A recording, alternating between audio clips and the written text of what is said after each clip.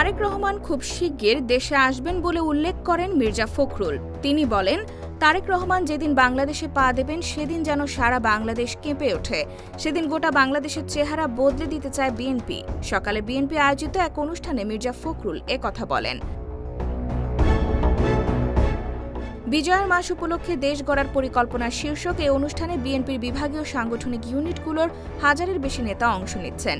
মির্জা ফখরুল বলেন, অনেক বাধা বিপত্তি আসবে, বিএনপির বিরুদ্ধে প্রচারণা চলছে, সেটি চলতে থাকবে। সবকিছু কাটিয়ে মাথা উঁচু করে দাঁড়াতে হবে। বিএনপি কোনোদিনই পরাজিত হয়নি, পরাজিত হবে না। বিএনপি এদেশের জনগণের দল, মুক্তিযুদ্ধের দল। বিএনপিকে সাফল্য দেবে ইস্পাত, দৃঢ় ঐক্য ও জাতীয়তাবাদী দর্শন। অন্য কিছু সফলতা দেবে না।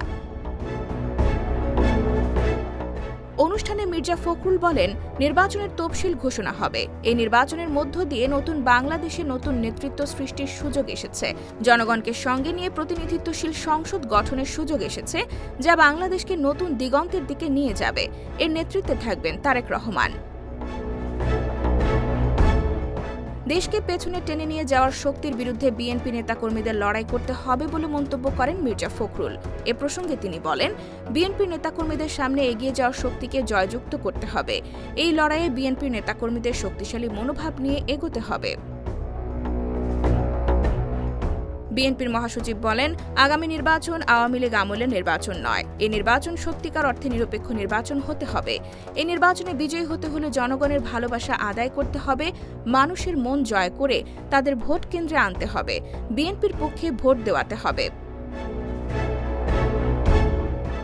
IBTV USA, new York.